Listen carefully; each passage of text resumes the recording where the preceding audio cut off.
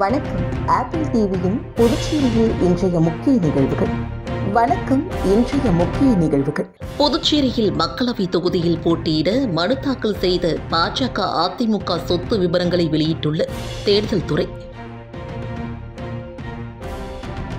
கோடை காலத்தில் ஏற்படும் வெப்பத்தை சமாளிப்பது குறித்து சுகாதாரத்துறை பல்வேறு வழிமுறைகளை கடைபிடிக்க அறிவுறுத்தியுள்ளது. தைலபுரம் தோட்டத்தில் பாமக நிறுவனர் ராமதாஸ் அவர்களை சந்தித்து ஆசி பெற்றார் பாஜக நாடாளுமன்ற வேட்பாளர் நமச்சிவாயம்.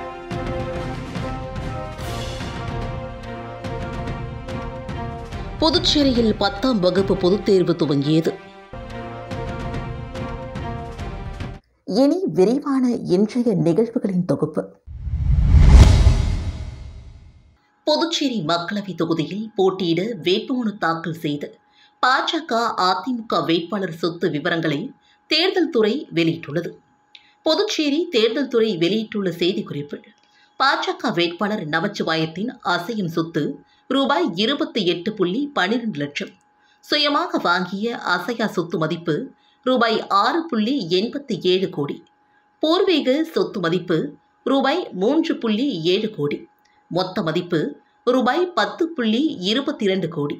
இதில் ரூபாய் 6.94 கடன் என குறிப்பிடப்பட்டிருக்கிறது. அவரது மனைவி வசந்தியின் பெயரில் அசையும் சொத்து ரூபாய் 1.40 கோடி, சுயமாக வாங்கிய அசையா சொத்து ரூபாய் 11.30 கோடி, பூர்வீக சொத்து ரூபாய் 1.25 கோடி, கடன் ரூபாய் 8.99 கோடி என்றும் குறிப்பிடப்பட்டிருக்கிறது. இருவரும் கூட்டாக வாங்கிய சொத்து ரூபாய் 1.58 கோடி என தெரிவிக்கப்பட்டுள்ளது. அதிமுக வேட்பாளர் தமிழ்வேந்தரின் அசையும் சொத்து ரூபாய் 39 லட்சம், அசையா சொத்து இல்லை என்று கூறப்பட்டிருக்கிறது.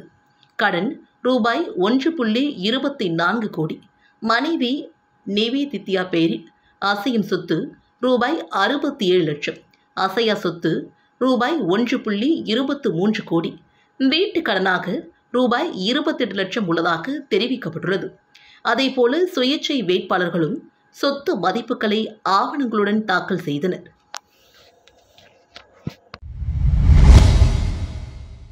கோடை காலத்தில் ஏற்படும் வெப்பத்தை சமாளிப்பது குறித்து சுகாதாரத்துறை பல்வேறு வழிமுறைகளை கடைபிடிக்க அறிவுறுத்தியுள்ளது. சுகாதாரத்துறை இயக்குநர் ஸ்ரீராமுலு செய்திக்குறிப்பில் வெப்பத்திலிருந்து பாதுகாக்க அதிக அளவில் தண்ணீர் பருக வேண்டும். மோர், எலுமிச்சை சாறு இவற்றுடன் சிறிது உப்பு கலந்து பருக்க வேண்டும். இளநீர் நீர்ச்சத்து கரைசலை குடிக்க வேண்டும். மேலும் தளர்வான மெல்லிய பருத்தி ஆடைகளை அணிய வேண்டும். கம்பளி ஆடைகளை போர்த்திக் கொள்வதை தவிர்க்க வேண்டும். இருக்கும் இடத்தை காற்றோட்டமாக வைத்திருக்க வேண்டும். பகல் 12 மணி முதல் மதியம் 3 மணி வரை வெளியில் செல்வதை தவிர்க்க வேண்டும் என்றும் குறிப்பிடப்பட்டிருக்கிறது.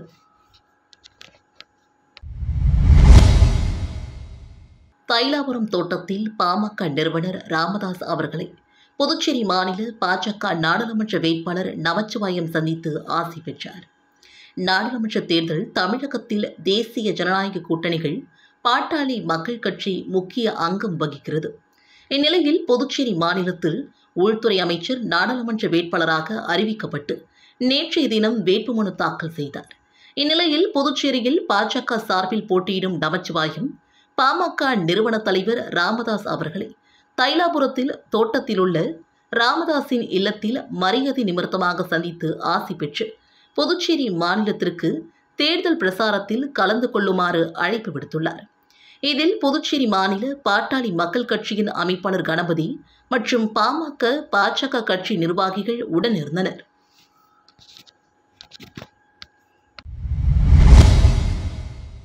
புதுச்சேரியில் இன்று 10ஆம் வகுப்பு பொதுத் தேர்வு தொடங்கியதையொட்டி மாணவர்கள் தங்களது பெற்றோர்களுடன் கோவிலுக்கு சென்று வழிபாடு செய்தனர். புதுச்சேரி முத்தியல்பேட்டை ராமகிருஷ்ண நகர் பகுதியில் அமைந்துள்ளது ஸ்ரீ லக்ஷ்மி ஐகிரீவ திருக்கோவில். இந்த திருக்கோவிலில் எழுந்தருளியுள்ள லக்ஷ்மி ஐகிரீவ பெருமாள் கல்விக்கு உகந்த தெய்வம் என்பதால் மாணவர்கள் பெற்றோர்கள் தேர்வு நேரங்களில் அர்ச்சனை செய்வது வழக்கம். இன்று புதுச்சேரி மாநிலத்தில் 10ஆம் வகுப்பு பொதுத் தேர்வு தொடங்கியதையொட்டி மாணவர்கள் தங்களது பெற்றோர்களுடன் விடியற் காலை முதலே வந்து பெருமாளிடம் தங்களது தேர்வு அடையாள அட்டை, எழுதுகோல் உள்ளிட்டவற்றை வைத்து தேர்வு நன்றாக எழுத வேண்டி சென்றனர். இதனால் ஹயக்ரீவ பெருமாள் அலங்காரத்துடன் எழுந்து பக்தர்களுக்கு காட்சியளித்தார்.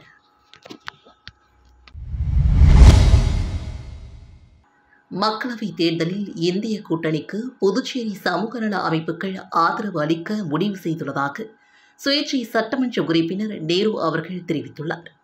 புதுச்சேரியில் செய்தியாளர்களை சந்தித்த சுயேட்சை சட்டமன்ற உறுப்பினர் நேரு அவர்கள், மத்தியில் ஏற்கனவே ஆட்சியில் இருந்த கட்சியும் தற்போது ஆளும் கட்சியும் புதுவை மாநில வளர்ச்சிக்கு திட்டங்களை செயல்படுத்தவில்லை என்றும், மக்களவைத் தேர்தலில் சமூக நல அமைப்புகள் சார்பில் பொது வேட்பாளரை நிறுத்த முடிவெடுத்தோம்.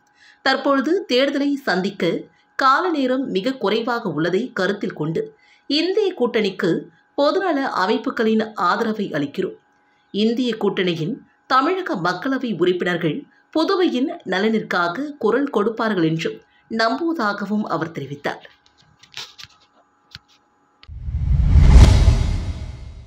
புதுச்சேரியில் அனைத்து சமூக அமைப்புகள் மற்றும் தன்னார்வலர்கள் கூட்டமைப்பினர் அதிமுக வேட்பாளர் தமிழ்வேந்தனுக்கு ஆதரவு தெரிவிப்பதாக தெரிவித்திருக்கிறார்கள். இது தொடர்பாக செய்தியாளர்களிடம் பேசிய அனைத்து சமூக அமைப்புகள் மற்றும் தன்னார்வலர்கள் கூட்டமைப்பு நிறுவனர் தலைவர் சித்தானந்தம், புதுச்சேரியில் இளைஞர்களுக்கு முன்னுரிமை வழங்க வேண்டும், தேர்தலில் போட்டியிட இளைஞர்களுக்கு வாய்ப்பளிக்க வேண்டும், அவ்வாறு தேர்தலில் நிற்கும் இளைஞர்களுக்கு தங்களது முழு ஆதரவு தருவோம் என்றும் கோரிக்கை வைத்திருந்ததாக தெரிவித்தார். முன்னுரிமை கொடுக்கும் வேட்பாளருக்கு பாராளுமன்ற தேர்தலில் ஆதரவு தருவோம் என்று ஏற்கனவே கூறியிருந்ததாகவும், அதன்படி இந்த முறை இளைஞர்களுக்கு முன்னுரிமை கொடுக்கும் வகையில் அதிமுக சார்பில் போட்டியிடும் இளைஞரான தமிழ்வேந்தனுக்கு ஆதரவு தெரிவித்து அவருக்கு பிரசாரம் செய்வோம் என்றும் கூறினார். இந்நிலையில் அதிமுக சார்பில் பாராளுமன்ற தேர்தலில் போட்டியிட இளைஞரான தமிழ்வேந்தனுக்கு வாய்ப்பு வழங்கியுள்ளதாகவும், எனவே எங்களது கூட்டமைப்பு அவருக்கு முழு ஆதரவை வழங்குகிறோம் என்றும், அவரை வெற்றி பெற வைக்க பாடுபடுவோம் என்றும் கூறினார். தங்களது கூட்டமைப்பினர் கோரிக்கைகளான மாநில அந்தஸ்து உள்ளிட்டவை அனைத்தும் அதிமுகவின் வேட்பாளரின் வாக்குறுதிகளாக உள்ளது என்றும், எனவே அவருக்காக தாங்கள் பணி செய்வோம் என்றார். தொடர்ந்து பேசிய அவர், பாராளுமன்றத்தில் தங்களை போன்ற இளைஞர்களுக்காக போராடவும் பேசவும் ஒரு நபர் கிடைத்துள்ளார். எனவே தங்களது கூட்டமைப்பின் கீழ் செயல்படும் அனைத்து அமைப்புகளும் அதிமுக வேட்பாளர் தமிழ்வேந்தனின் வெற்றிக்காக பாடுபட்டு பிரசாரம் செய்வோம் என்றும் கூறினார்.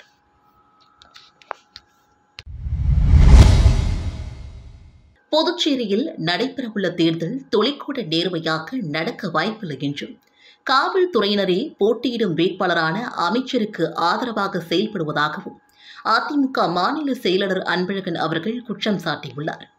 புதுச்சேரி உப்பளத்தில் உள்ள அதிமுக தலைமை அலுவலகத்தில் செய்தியாளர்களிடம் பேசிய அதிமுக மாநில செயலாளர் அன்பழகன் அவர்கள், புதுச்சேரி மாநிலத்தில் கழகத்தினுடைய வெற்றி வேட்பாளர் தமிழ்வேந்தன் அவர்களை ஆதரித்து வருகின்ற 30ஆம் தேதி அதிமுக பொதுச் செயலாளர் எடப்பாடியார் புதுச்சேரி புதிய துறைமுக வளாக பகுதியில் நடைபெறும் மாபெரும் பொதுக்கூட்டத்தில் சிறப்புரையாற்ற உள்ளார் என்றும், இந்த கூட்டம் முடிந்த பிறகு 1ஆம் தேதியிலிருந்து புதுச்சேரி மாநிலம் முழுவதும் அதிமுக மற்றும் கூட்டணி கட்சிகள் பிரசார பயணம் தொடங்க உள்ளதாகவும் கூறினார்.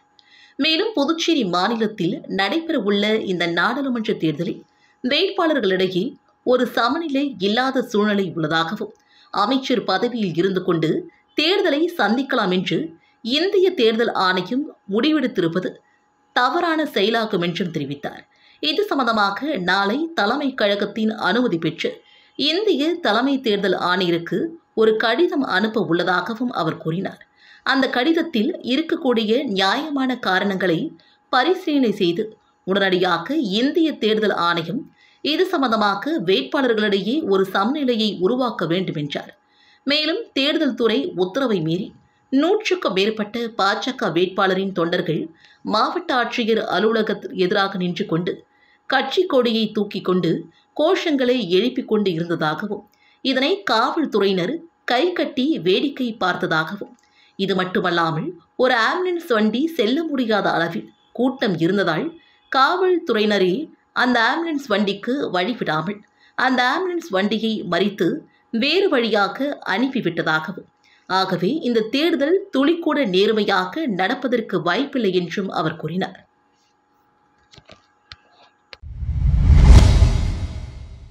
மயிலம் அருகே உரிய ஆவணங்களின்றி பைக்கில் எடுத்து சென்று ரூபாய் 71,700 ரொக்க பணத்தை பறக்கும் படையினர் பறிமுதல் செய்தனர். விழுப்புரம் மாவட்டம் மயிலம் சட்டமன்ற தொகுதிக்குட்பட்ட கடுக்கப்பட்டு அருகே வல்லம் துணை வட்டார வளர்ச்சி அலுவலர் முருகன் தலைமையிலான தேர்தல் பறக்கும் படையினர் வாகன தணிக்கை மேற்கொண்டனர். அப்போது அவ்வழியே வீரணாமூரிலிருந்து கடுக்கப்பட்டு நோக்கி பைக்கில் வந்த நபரை நிறுத்தி சோதனை செய்ததில் அவரிடம் உரிய ஆவணங்களின்றி ரூபாய் 71,700 ரொக்கப்பணம் இருந்தது கண்டுபிடிக்கப்பட்டது. துணை வட்டார வளர்ச்சி அலுவலர் முருகன், சிறப்பு சப் இன்ஸ்பெக்டர் செந்தமிழ் செல்வன், போலீசார் உஷா, அன்புமணி ஆகியோர் கொண்ட பறக்கும் படையினர் மயிலம் உதவி தேர்தல் நடத்தும் அலுவலரும் திண்டிவனம் வட்டாட்சியருமான சிவா அவர்களிடம் அந்த பணத்தை ஒப்படைத்தனர். ஒப்படைக்கப்பட்ட ரொக்க பணம் ரூபாய் 71,700 அரசு கருவூலத்தில் சேர்க்கப்பட்டது. புதுச்சேரி தேர்தல் துறையின் சார்பில் 100% வாக்குப்பதிவை வலியுறுத்தி மூலக்குளம் ஈஸ்ட் கோஸ்ட் செவிலியர் கல்லூரியில் விழிப்புணர்வு நிகழ்ச்சி நடைபெற்றது.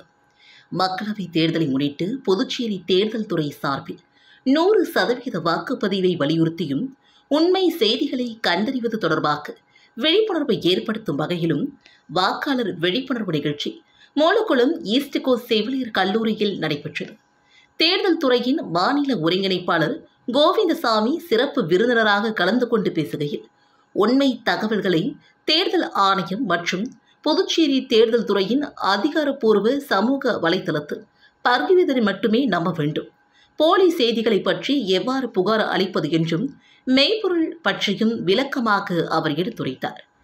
இதில் நாட்டு நலப்பணி திட்ட அதிகாரி சதீஷ்குமார், கல்வித்துறை அதிகாரி Helen Rani, East Coast Institute of paramedical science கல்லூரியின் முதல்வர் டாக்டர் ஜெயா கௌரி உட்பட பலரும் கலந்து கொண்டனர்.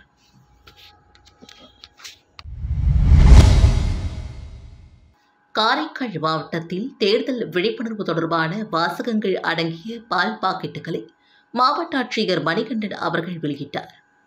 புதுச்சேரி மற்றும் தமிழகத்திற்கு ஒரே கட்டமாக தேர்தல் நடத்த தேர்தல் ஆணையம் அறிவித்துள்ளது. அதன்படி வருகின்ற ஏப்ரல் 19ஆம் தேதி புதுச்சேரி நாடாளுமன்ற தேர்தலுக்கான வாக்குப்பதிவு நடைபெறவுள்ளது. இந்நிலையில் இது குறித்த விழிப்புணர்வை மக்களிடத்தில் ஏற்படுத்தும் வகையில் 100% வாக்குப்பதிவை காரைக்கால் மாவட்டத்தில் உறுதி செய்யும் வகையிலும் காரைக்கால் மாவட்ட மக்களிடையே விநியோகம் செய்யப்படும் பால் பாக்கெட்டுகளில் வாக்காளர் தேர்தல் விழிப்புணர்வு குறித்த வாசகங்கள் கொண்டு ரப்பர் ஸ்டாம்ப் சீல் வைத்து மக்களிடையே விநியோகம் செய்யும் நடைமுறையினை ஆட்சியர் மணிகண்டன் அவர்கள் இன்று துவக்கி வைத்தார். காரைக்கால் கூட்டுறவு பால் உற்பத்தியாளர்கள் ஒன்றியம் மூலமாக நாள் ஒன்றிற்கு சுமார் 30,000 பால் பாக்கெட்டுகளில் விழிப்புணர்வு வாசகங்கள் சீல் வைக்கப்பட்டு மக்களிடம் விநியோகிக்கப்பட உள்ளதாகவும், 1 மாத காலம் இந்த வாசகங்கள் அடங்கிய பால் பாக்கெட்டுகள் மாவட்டம் முழுவதும் விற்பனை செய்யப்பட உள்ளதாகவும் தெரிவிக்கப்பட்டிருக்கிறது. பால் பாக்கெட்டுகளில் தேர்தல் விழிப்புணர்வு வாசகங்கள் அச்சிடப்பட்டு விநியோகிக்கும் முறை மக்களிடையே பெரும் வரவேற்பை பெற்றிருக்கிறது.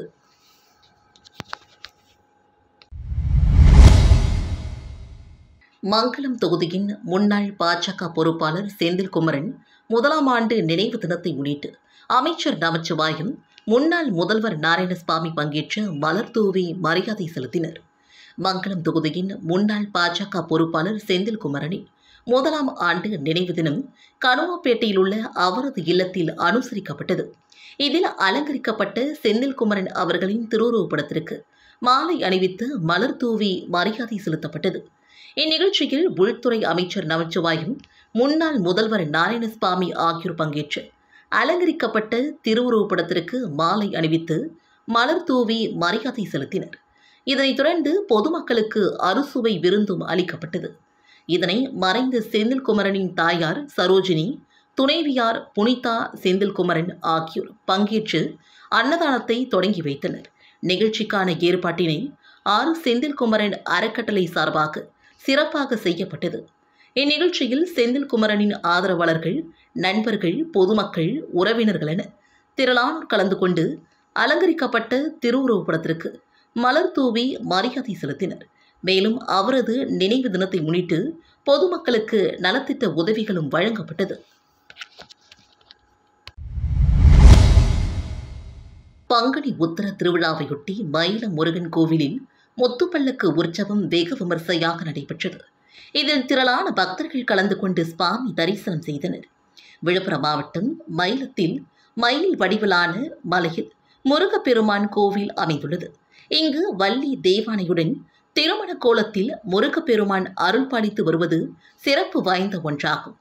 மிகவும் பிரசித்தி பெற்ற இந்த கோவிலில் ஆண்டுதோறும் பங்குனி உத்திர திருவிழா வெகு விமர்சையாக நடைபெறுவது வழக்கம். அதன்படி இந்த ஆண்டிற்கான விழா கடந்த 15ஆம் தேதி கொடியேற்றத்துடன் தொடங்கியது. இதனையொட்டி தினந்தோறும் முருகப்பெருமானுக்கு சிறப்பு அபிஷேக ஆராதனைகள் நடைபெற்று வந்தன. இரவில் முருகப்பெருமான் வெவ்வேறு வாகனங்களில் எழுந்தருளி மலைவலம் வரும் நிகழ்ச்சியும் நடைபெற்றது. சிகர திருவிழாவான கடந்த 23ஆம் தேதி தேரோட்டமும் நடைபெற்றது. நேற்றிரவு மயிலம் மலையடி வாரத்திலுள்ள அக்னி குளத்து தெப்பல் உற்சவம் நடைபெற்றது. அதனைத் தொடர்ந்து இன்று முத்துப்பல்லக்கு விழாவை முன்னிட்டு காலை சுவாமிக்கு பால், இளநீர், சந்தனம் உள்ளிட்ட பல்வேறு வகையான பொருட்களை கொண்டு சிறப்பு அபிஷேகமும் மகா தீபாராதனையும் நடைபெற்றது. பின்னர் மூலவர் தங்க கவச அலங்காரத்தில் பக்தர்களுக்கு காட்சியளித்தார். அதனைத் தொடர்ந்து வண்ண மின் விளக்குகளால் அலங்கரிக்கப்பட்ட முத்துப்பல்லக்கில் வள்ளி தேவானை சமேத சுப்பிரமணிய சுவாமி மலையை சுற்றி வலம் வந்தார். இதில் விழுப்புரம், கடலூர், புதுச்சேரி, திண்டிவனம் உள்ளிட்ட பகுதிகளை சார்ந்த திரளான பக்தர்கள் கலந்து கொண்டு சுவாமி தரிசனம் செய்தனர். இந்த விழாவிற்கான ஏற்பாடுகளை மயிலம் பொம்மபுர ஆதீனத்தின் 20ஆம் பட்ட ஸ்ரீமத் சிவஞான பாலய்ய சுவாமிகள் செய்திருந்தனர். விழாவில் எந்தவித அசம்பாவித சம்பவங்களும் நடைபெறாமல் இருப்பதற்காக மயிலம் போலீசார் பாதுகாப்பு பணியில் ஈடுபட்டனர். புதுச்சேரியில் பிரசித்தி பெற்ற காலப்பட்டு பாலமுருகன் ஆலய பங்குனி உத்திர திருவிழாவில் திரளான பக்தர்கள் கிரேனில் தொங்கியபடி செடல் அணிந்து நேர்த்திக்கடன் செலுத்தினர்.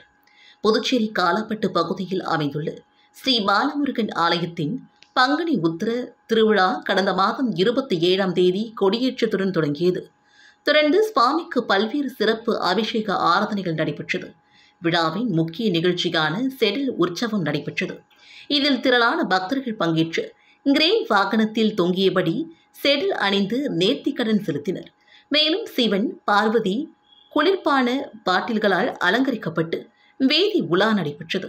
விழாவில் புதுச்சேரி மட்டுமின்றி தமிழகத்தை சார்ந்த பக்தர்கள் 1000க்கும் மேற்பட்டோர் பங்கேற்று சுவாமி தரிசனம் செய்தனர்.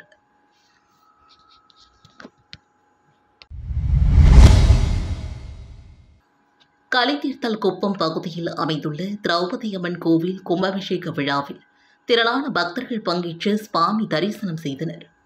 புதுச்சேரி மாநிலம் மண்ணடிப்பட்டு கொம்யூன் மதகடிப்பட்டை அடுத்த கலித்தீர்த்தல் குப்பம் பகுதியில் அமைந்துள்ள கலித்தீர்த்த கலியுக வரத ஆஞ்சநேயர் ஆலயம், சீதா கோதண்டராமர் லக்ஷ்மணன் ஆலயம், திரௌபதியம்மன் கோவில் கும்பாபிஷேகம் நடைபெற்றது.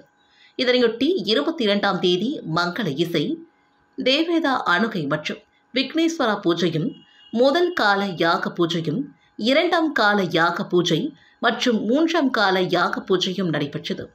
இதனையடுத்து முக்கிய நிகழ்வாக காலை 10:30 மணிக்கு அனைத்து கோவில்களில் உள்ள பரிவார மூர்த்தியின் மூலவர்கள் மற்றும் விமான கோபுரங்கள் மற்றும் கொடிமரத்திற்கு வேத சாட்சி முறையின்படி புனித நீர் ஊற்றப்பட்டது. இந்நிகழ்ச்சியில் ஊர் முக்கியஸ்தர்கள் மற்றும் பல்வேறு கிராமங்களை சார்ந்த திரளான பக்தர்கள் கலந்து கொண்டு சுவாமி தரிசனம் செய்தனர்.